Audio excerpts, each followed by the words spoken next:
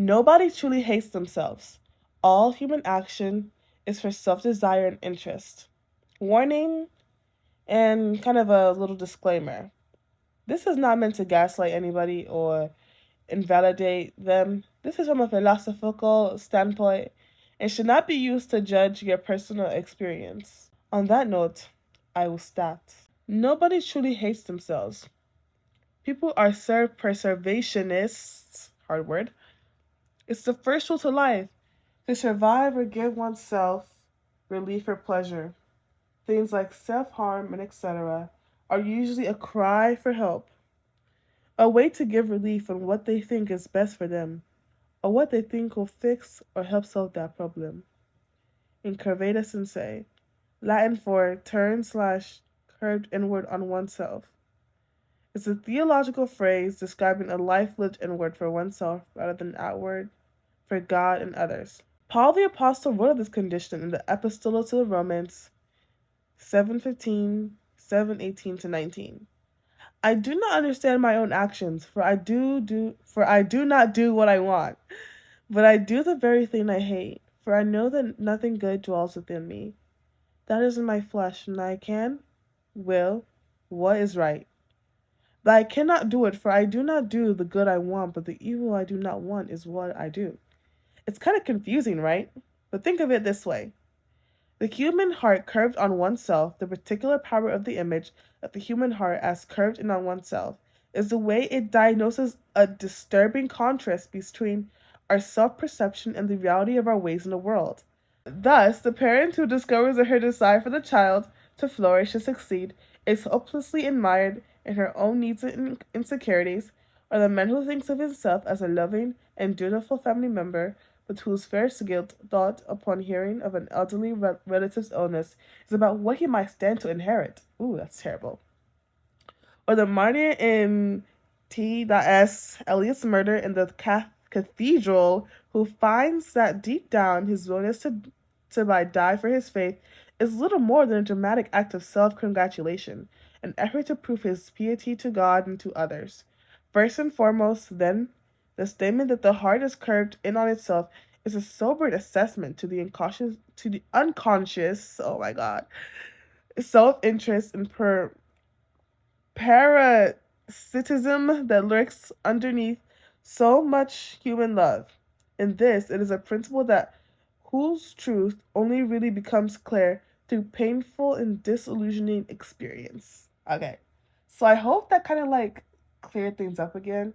I will put all my sources in my description. Sorry, bio. This is not Instagram. In the description, so just thank you to the website that I used that helped me so much. The mbird.com/glossary.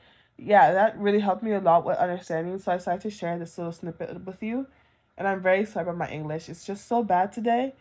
And I just can't seem to get any words out of my mouth right. Like this is like my fifth time or sixth time recording this because I mispronounced something or I said something kind of weird. And I'm trying not to sound like, I'm trying to, figure out what type of tone or voice I do in these videos because if I feel like if I use my natural voice, it sounds like kind of weird and awkward.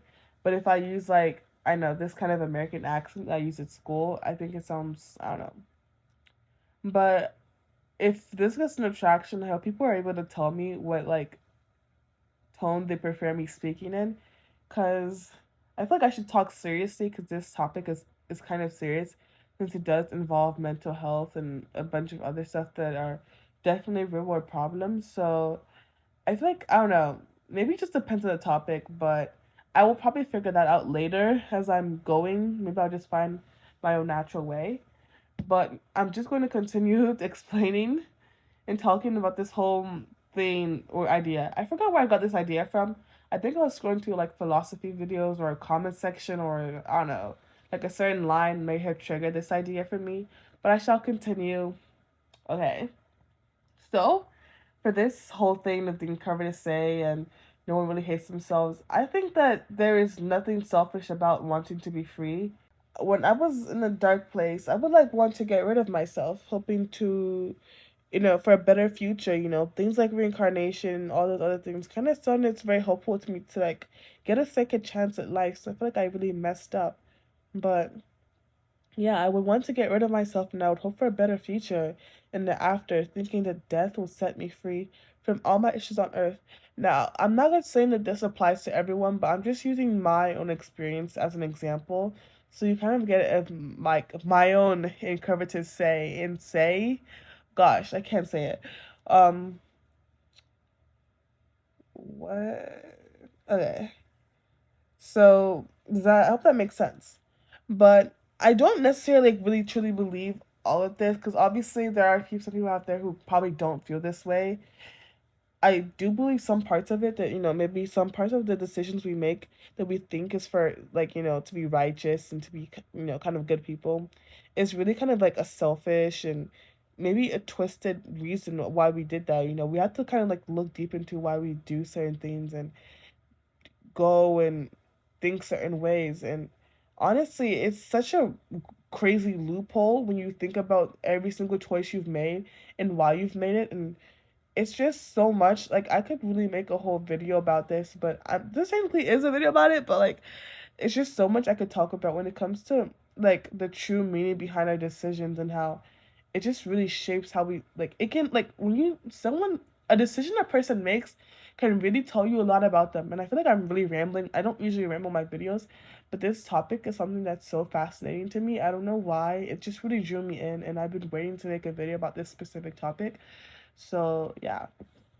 But yeah, I don't really believe this is the case for everyone. I mean, you know, everyone's situation is different. It's like 7 billion people in the world, and some people just have brains are wired differently to behave differently. Sometimes for the better or worse. But I do sometimes think that all human action really is for self desire and interest. Because we as humans we struggle to find meaning to why certain things happen. But I don't see it as us hating ourselves, but loving ourselves in the wrong way. It's nobody's fault or no one's to blame. It's how we are wired, and I am not a medical profession, so I wouldn't tell you tips on how to get better if you're actually struggling with this kind of, you know, weird way of loving yourself. But the only thing I can say is that getting professional help on your time is the best. And I think it's good. I think it's just a good thing to just self reflect on and just think about, things from the past, future, things you've done presently or recently, and our decisions and why we make them. So thank you for listening to my thoughts again. Jesus Christ, 8 minutes. It's probably gonna be shorter when I edit this, but thanks.